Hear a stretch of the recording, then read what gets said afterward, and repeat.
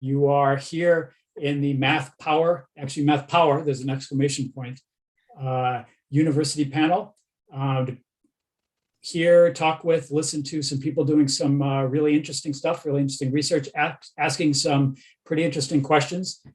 Maybe they have some interesting answers as well. We'll see. So we are lucky to be here with Amanda, Wendy, Ann, and Eric. I will introduce all of them very quickly, and then we'll turn it over to Amanda. So Amanda is at UC Boulder, the University of Colorado, in the mountain states of the United States. And she'll be talking about, well, she'll tell you, but it's about simulations, really, in teaching math. And then we'll go to Wendy on Forbes, who is a bit further north in Toronto, Canada. And we're talking about ethnomathematics. Well, what does that mean? You can maybe guess, but Wendy's going to tell you. Wendy Ann's going to tell you and talk about it. And then lastly, we'll go to Professor Eric Daring out at Stanford. Well, I don't know if he's physically out at Stanford. He might be, given the sun shining in, but if not, he will tell us where he is, and he'll tell us more about DREAM and early mathematics education. My name is Mike Trucano. I'm happy to be here with all of you today. I will be timing folks to kind of keep the everything flowing and making sure no one dominates the conversation like I've dominated these first 3 minutes. With that, I'd like to turn it over to you, Amanda, and what are you here to talk about today? Why should we be interested in interactive simulations in mathematics? What might that, how that might be helpful and useful to us? What are you working on? Yeah, well, thanks for having me.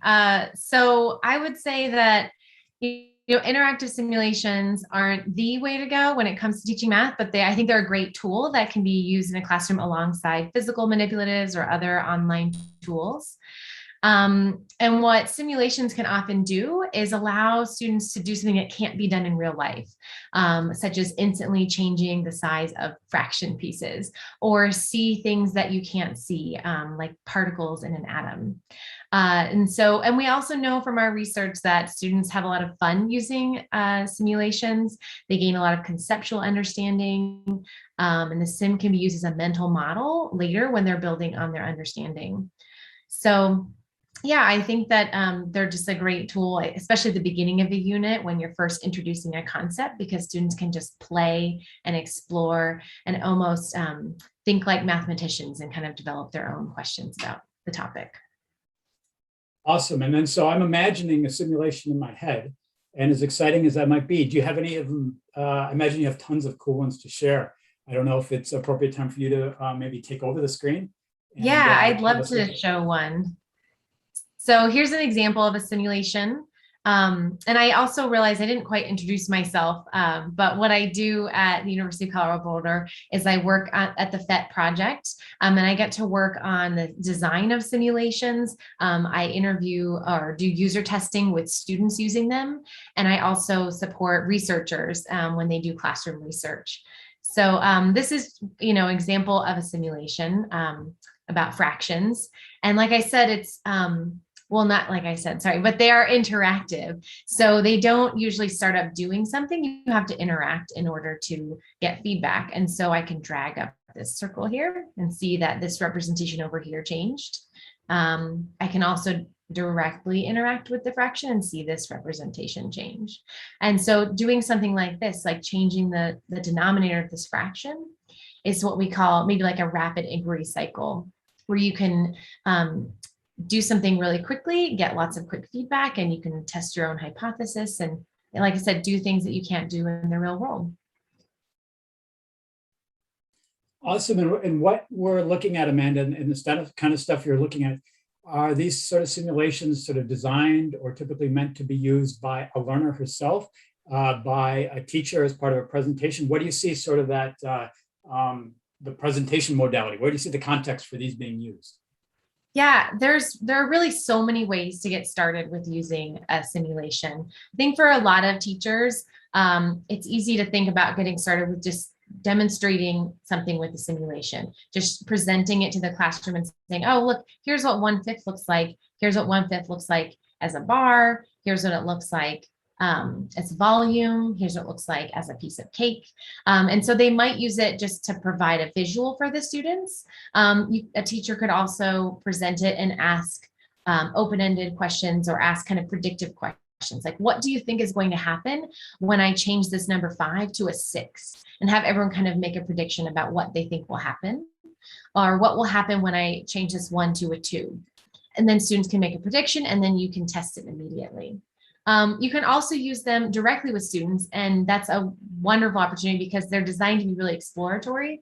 So we love to say, put it in front of your students if you can, if you have the resources, and let them play around. Give them 5 minutes to just figure out how to use the sim. They'll get a lot of ownership over how to use the simulation, what they can learn from it. They might even discover things that weren't in the teacher's plan, but they feel really proud about and they can share with the class. And then the teacher can provide a guided inquiry activity along with it that gets students at whatever their learning goals are. So maybe they want to talk about fractions that are greater than 1.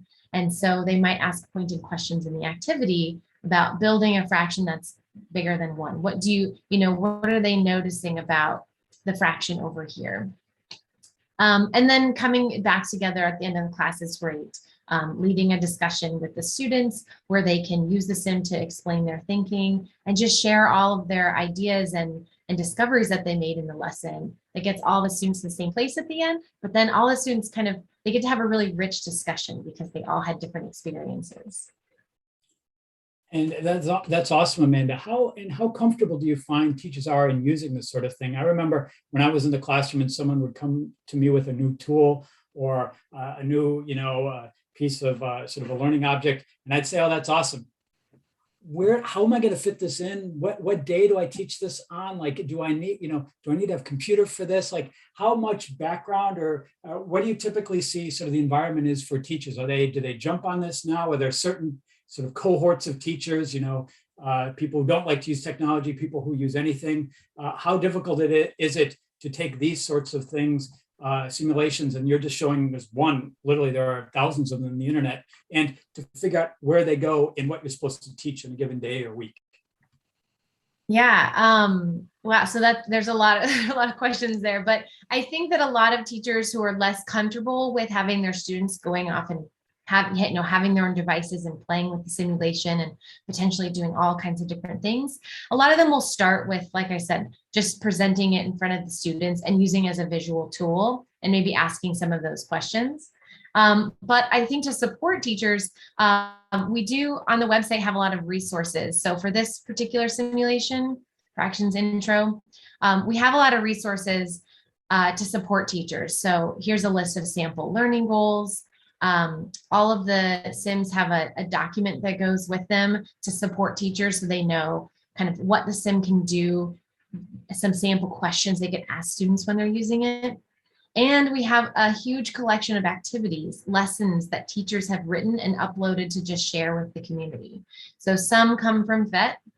They have a label here, but most of them do not. As you can see, all of these activities, including activities in other languages. We have a pretty strong community, I would say, of people who've been using Sims for a long time, and they want to share their ideas. So there's a lot here to get started. And also we have tips for teachers to get started that are more generic, and also a virtual workshop here that teachers, if they wanted to get into a group with some colleagues, they can follow along with this virtual workshop and learn a lot more about, there's me, about the history of simulations. There's some activities, and by the end, they can write their own lessons. Awesome, thanks. And for those of you who whose eyesight is becoming challenged due to advancing age, I dropped the hopefully the correct URL, Amanda, into the chat so people can access these themselves. And there's a related question that came out from someone just about, do you have to be online to do these? Can you download them and use them offline? And what the body of simulations that you have, are they designed for specific grades or ages? That's a great question. So specifically for the math simulations, we have a lot in the pre-algebra, algebra space, but we do have some that go as far down to kindergarten and up through, I would say, about algebra 2. So Make a 10 is an example of a simulation that I think is great for those early elementary learners. Sorry, to answer the question, there were a couple questions. So you can sort here to by grade level. So we have elementary, middle, and high school. So you can see the different levels that are covered.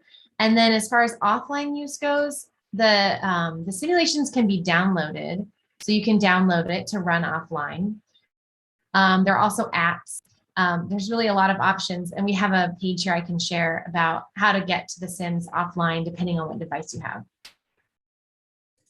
Awesome, thanks. And you are based at the University of Colorado-Boulder. So I imagine you're not only creating these things, but you are learning about them. You're learning about the impact of them and learning about what seems to work and what isn't. And it's feeding back into the development of these things. Can you share a little bit with us about sort of the research you're doing and maybe the impact of some of this stuff? Yeah, sure. So a lot of research has been done on simulations. The project's been around for nearly 20 years. So there's a huge body of research that informs the design of our simulations.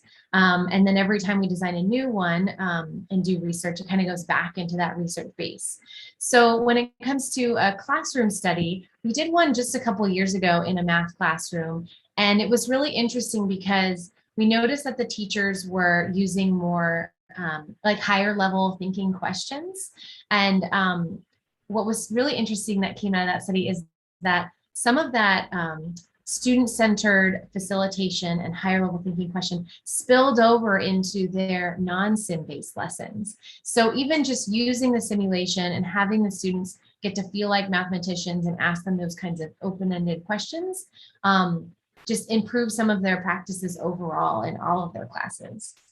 But yeah, the research that we've done often does show improved conceptual understanding with using pre and post tests, and also improved student engagement and enjoyment with some interviews, and also just you can hear it in the classroom, the volume kind of increases and students kind of start talking to each other about what they're doing, and you can just hear a lot of math talk in the classroom when they're using a sim. Awesome, and maybe we can, I don't know, unpack or drill down into or some other sort of really action verbs in the follow-on discussion, Amanda. And maybe if also in the chat, if you are welcome to post information or additional links, and if you want to promote your Twitter or whatever, feel free to do that so people know how to get in touch with you, and we'll come back to you. But we'd like to now turn to Wendy and Forbes, who's coming to us from Southern Ontario. Southern-ish Ontario right now, and she's going to talk to us about her work and her research and completed research around ethnomathematics. Now, obvious first question is, what is ethnomathematics, Wendy, and why should we care? And as part of that, if you could introduce yourself and part of that answer.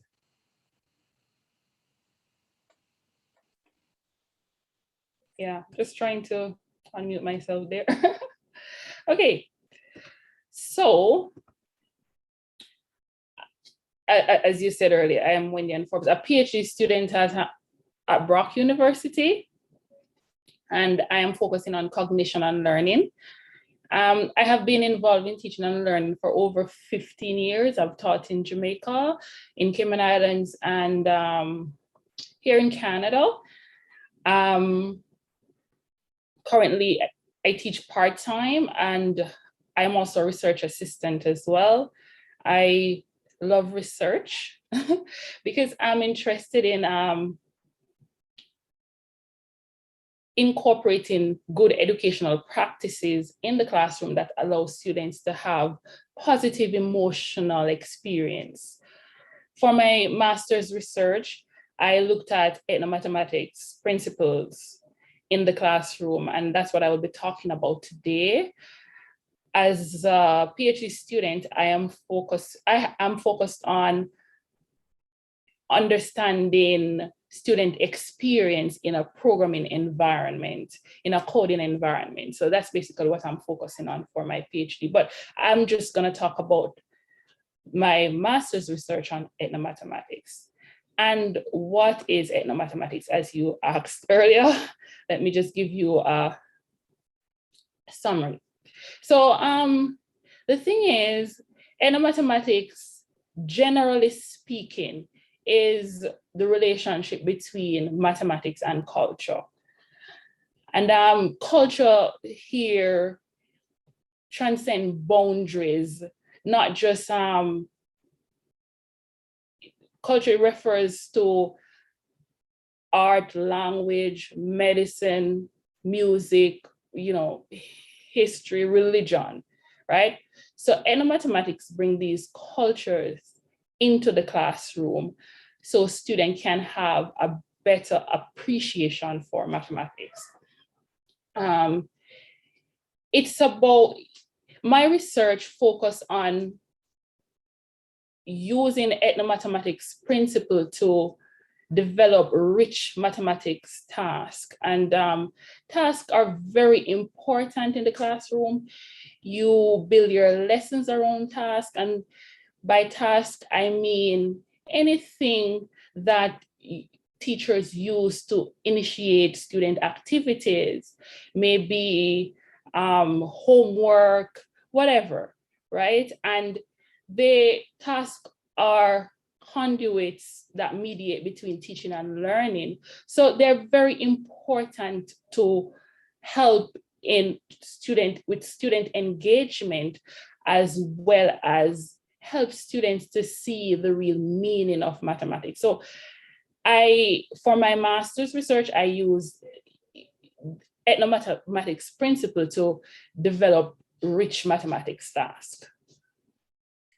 And I guess it should be obvious, Wendy, but sometimes you ask obvious questions and you get surprising answers. So why is it important to make math meaningful for all learners? Are there different types of learners or different categories or cohorts of learners for which it's important to make it meaningful in different ways? Yeah, I mean, we know that we live in a global society. And the thing is, students need to appreciate different cultures and so forth. And the world is progressively being changed also by computer technology, right? Which is incorporated in every discipline. And we know we have students in every discipline, and that basically form their identity, right? And 21st century knowledge or skills or problem solving skill demand that both mathematics and computational thinking skill is used in the classroom. So when students they're involved in many different aspects of life.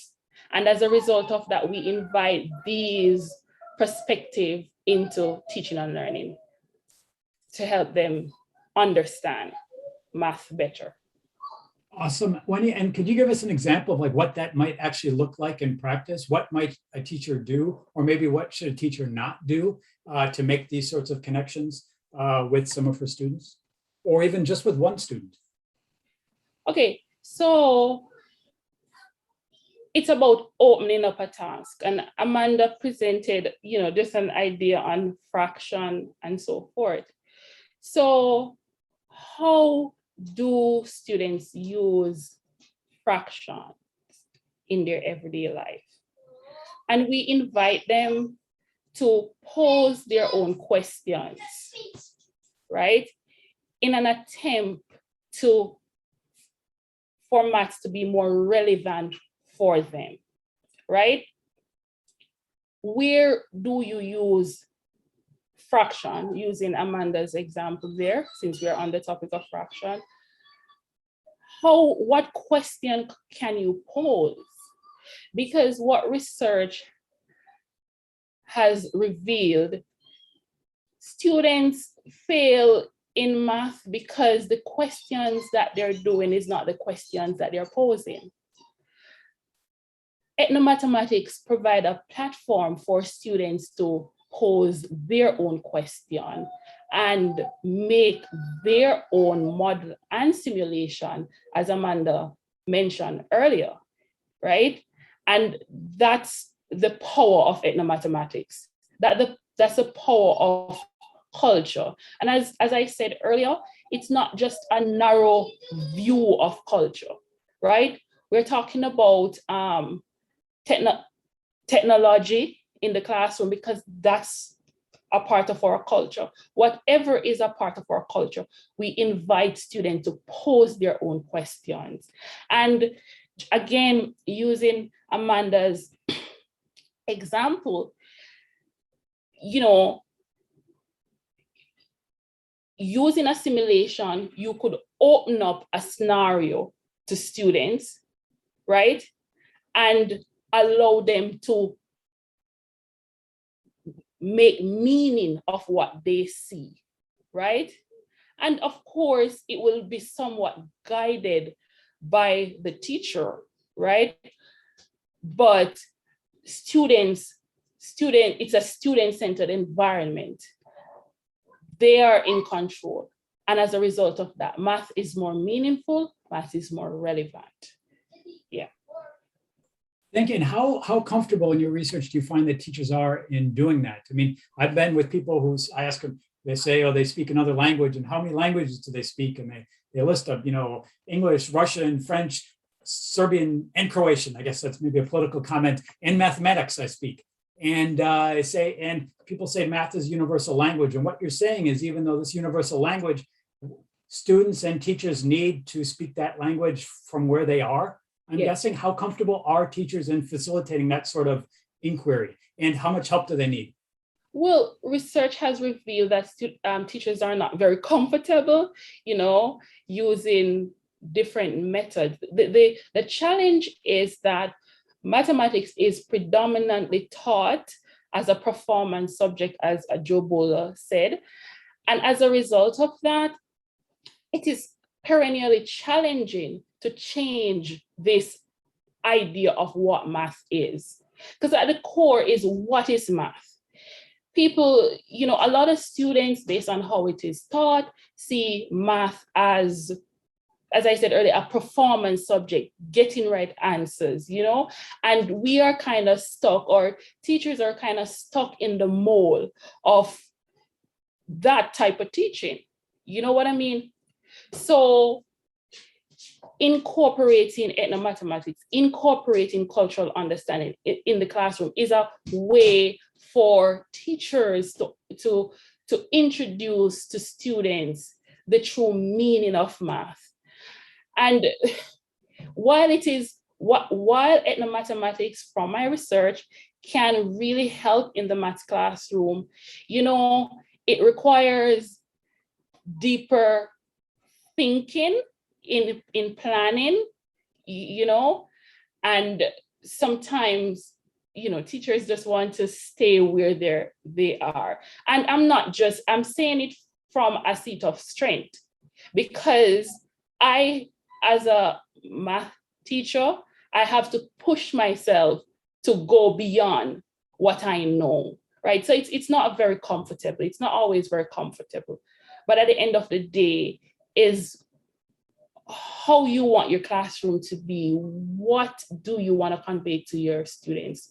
What do you want them to know about math?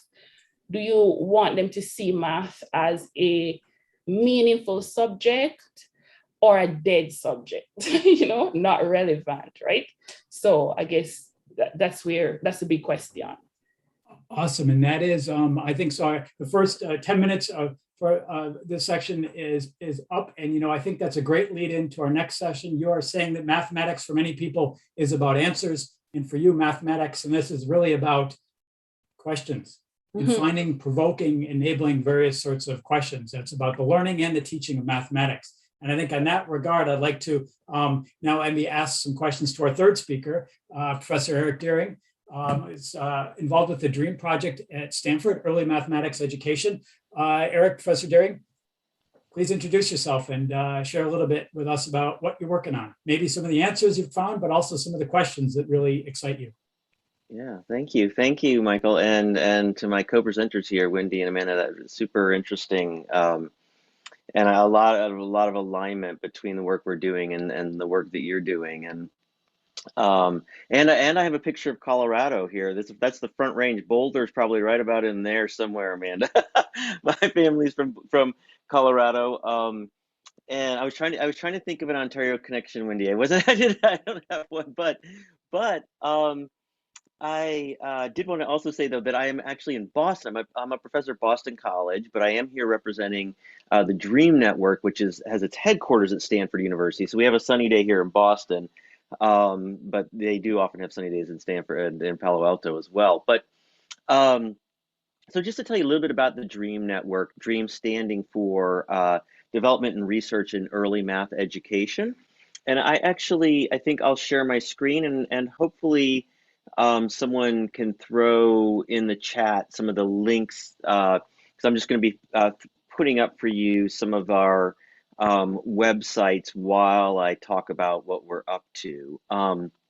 This is our main website for DREAM. It is a network of 12 researchers from around the US who are partnering with early childhood educators, as well as a number of other stakeholders in the landscape of early math. And so that's one thing just to emphasize here is that I'm really focused on, and the DREAM Network is really focused on early childhood. And we consider that for this project 0 to 8, so birth to 8. And we've been really partnering in genuine ways to co-design and co-create and evaluate a wide variety of resources that we hope ultimately will be improving young children's opportunities to develop math skills. And we're doing this primarily through 4 sub-projects. And so I'm just going to kind of click over here. Hopefully that'll, well, there we go.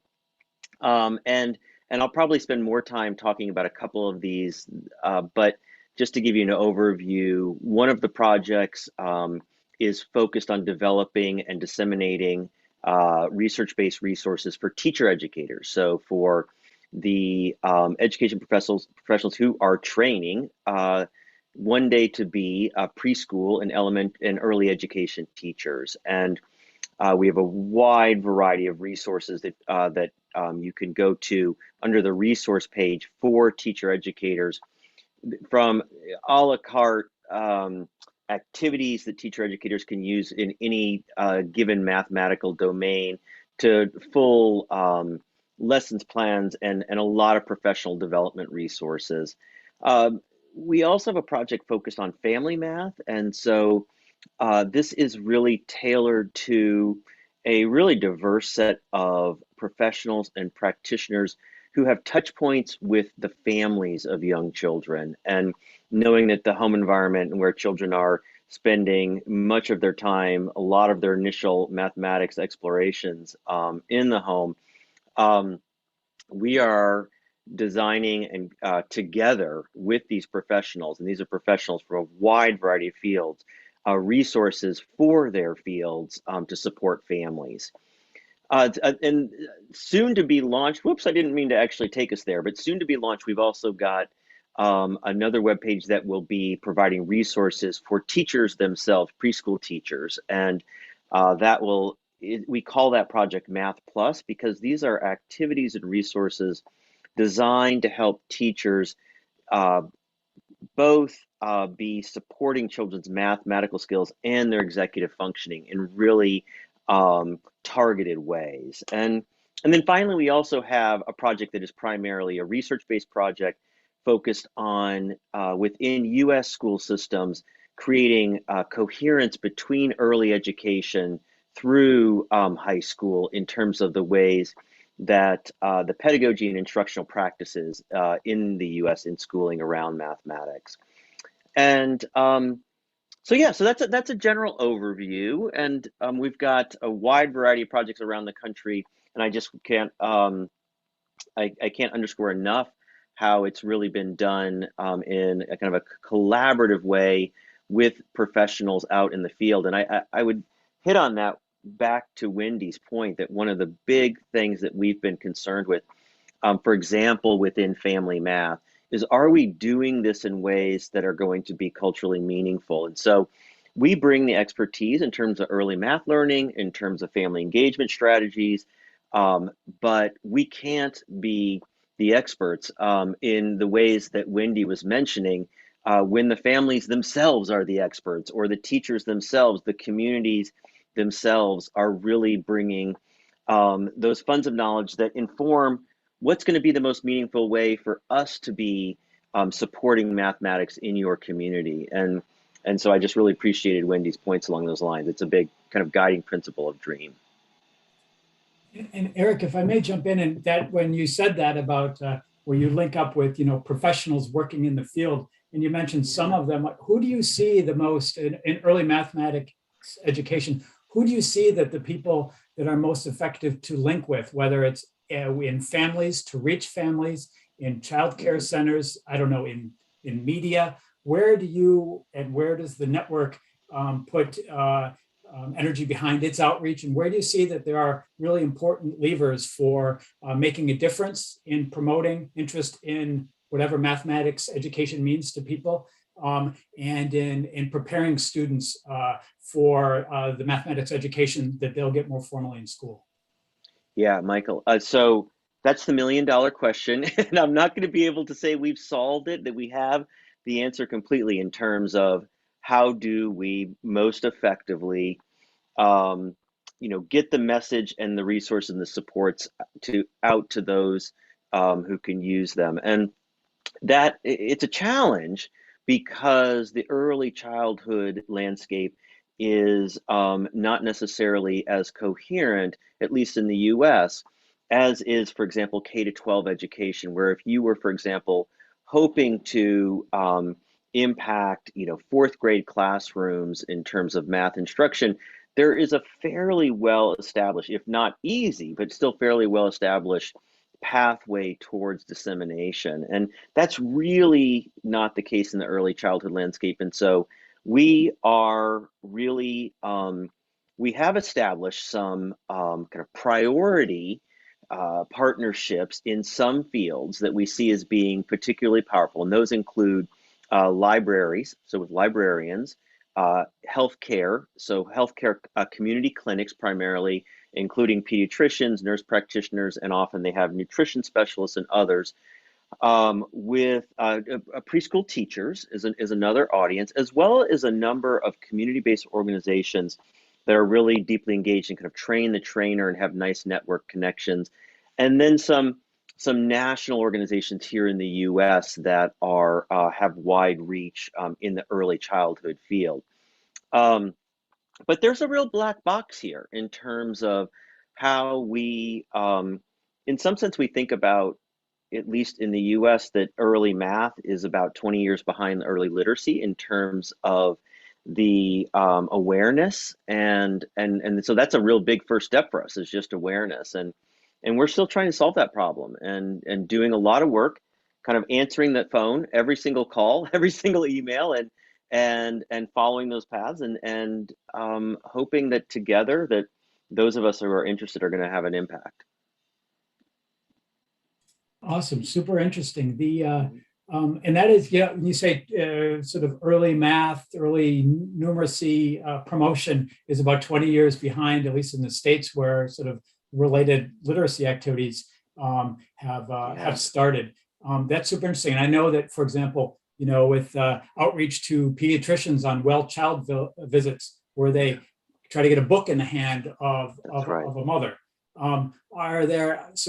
Where do you see the real potential for doing new things going forward, either reaching new groups or new approaches? What sort of future plans do you have about for the DREAM Network, and maybe for your research as well? Yeah, well, interesting that the pediatricians kind of fit into that answer, because one of the things that a lot of our work to this point has focused on 3 to 5 year olds. So I mentioned earlier, we really consider 0 to 8 as being our target, but 3 to 5s has just, for a variety of reasons, ended up being where our sweet spot has been primarily. But we are really making concerted effort on the 0 to 3 age range now, and thinking really hard about, from the same standpoint that Wendy was mentioning earlier, if you think about family life, for example, as well as children's lives 0 to 3, what are the ways to bring math in a complementary way with what's already happening with families. Often it's going to be about uncovering the math that's already all around these 0 to 3-year-olds. And we're really focused on both the types of resources that would be most valuable for practitioners and for families with 0 to 3-year-olds. So for example, the role of music. And within music, there are so many math learning opportunities. And there is, as Wendy was referring to, wonderful cultural legacies, both in music and in math, that can be dovetailed. And so in terms of resources, that's one example. In terms of the spaces and places, the Well Child visits are a place where in the US, we get near universal coverage. It's a rare time in US healthcare that there's one at the beginning, near the beginning of life, and there's another one near the end of life. And so we're thinking about those well-child visits, as well as those grandparents who are getting back to near universal access again to healthcare providers, in the roles that not just parents, but family members more broadly play in young children's lives. And so some of the exciting things we've been doing, for example, is working with health clinics to redesign their waiting rooms and their exam rooms, where families spend a lot of time not directly engaged in the actual healthcare visit, but waiting, as the names imply. And so just embedding within those spaces of practice, early math learning opportunities that families have there with them then, and that they can take with them, both in terms of, we have a variety of ways, whether that's through their devices like phones and things like that, but also literally materials they take home. And as you mentioned, a lot of what we do is dovetailing with early literacy. And so we know that through programs like Reach Out and Read, for example, that they're getting books. And so we're trying to also make sure that they're getting some really straightforward tips on how do you bring spatial relations and shapes and numerical concepts into any storybook. And so there's a lot of that work happening as well. Awesome, thanks, Eric. And we'd like to open and bring Amanda and Wendy Ann back into the conversation, and all of you who are online with us, thank you for the questions that you're posing. I don't know if we'll get through all of them. We will try. And Eric, Wendy Ann, and Amanda, you're welcome. I see Amanda's already answered some of them in the Q&A directly as well. But thinking about that and translating sort of what you're doing here in the US and the types of things you're doing for in North American students, do you have plans to share? Do you share this? Do you see these sorts of perspectives and approaches working internationally? Are you working internationally? That's a question for you. And then Amanda, and then I think Wendy Ann, to bring it all together, because whatever international means, whether it means that you're in a different place or you're a different type of person in the same place, I guess. Maybe start with you, Eric, about sort of international either activities or ambitions or relevance. Yeah, so I'd say that this is really a new step for us that Tony and mEducation Alliance are really providing our first kind of little dipping our toes into thinking about what should the role of DREAM be internationally. And so our funders were initially, really focused on the U.S. and as was then our work. But we have been exploring, but I would say really just in a very we're just getting there, and so a lot of that has been fielding the emails in terms of, is there an opportunity to partner? Is there a chance for us to think smart together about how, for example, some of the things that we're doing might be useful outside the U.S. in a variety, wherever that might happen to be. And I should say, I just to, well, I have a sec to answer one of Tony's questions in the chat too. We are in as many ways possible trying to have our resources be available in a wide variety of formats, including a wide variety of electronic formats, and so so that users can make use of everything from just whether it's our web pages and things like that, or to right now, for example, we're partnering with a group for the community health centers, working with augmented reality, and so using some of our resources to use augmented reality to measure spaces within a waiting room in, how many polar bears can you fit into this space using, and that's not DREAM technology, that's a group called Math Talks, but it's another example of how we're doing our work through partnership. We can't, we're researchers, we love doing our research, but we really need help and connections to make this kind of stuff work. Awesome, and that sounds like an invitation to explore more about the DREAM's work and to get in touch. We put in the chat, we put some contact information for you. Over to you, Amanda, thinking about, and this issue of accessibility, making available the types of simulations that you're involved in, accessible to broader groups of people, including internationally. Is that something you're involved in? Are there particular things that you've learned about making them available to communities, maybe for whom they weren't originally developed? Is that a challenge or is not? Is math universal? I know Wendy Ann will have some probably pretty strong thoughts on that, but before we go to her, over to you, Amanda. Yeah, gosh, there are just so many things I could think about to answer these different questions. So the PhET simulations are used globally.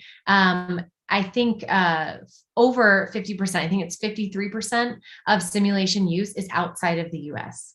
And I'm not sure if I mentioned earlier that the simulations are translated into over 80 languages from volunteers around the world. So there are a lot of people who want to use PhET simulations and support the use of them. But we do have a new initiative I just know a little bit about that's starting up soon, where we're trying to expand more globally and provide more support to people who want to use simulations. So that by the end of this year, I think I'll know more about that initiative. But I think they're starting a fellowship for teachers and teacher leaders to be more involved.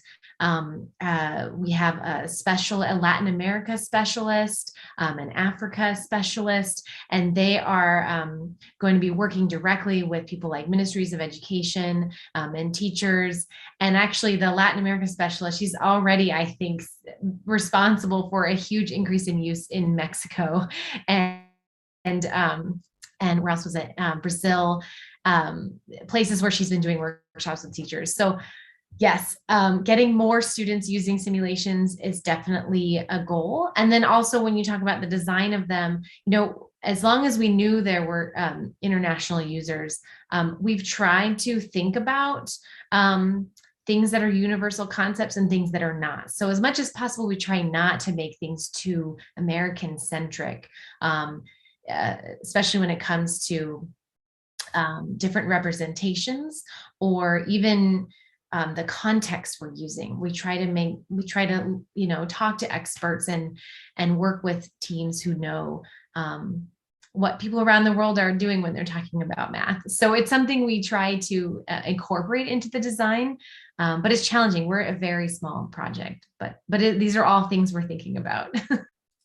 Awesome, great. And we have probably about 8 minutes left. Before I give everybody a chance to leave us with one thing to think about, one question or one message, whatever, I want to go to Wendy Ann. And Wendy Ann, responding to and thinking about some of the things that Eric and Amanda have talked about, and thinking about this issue of taking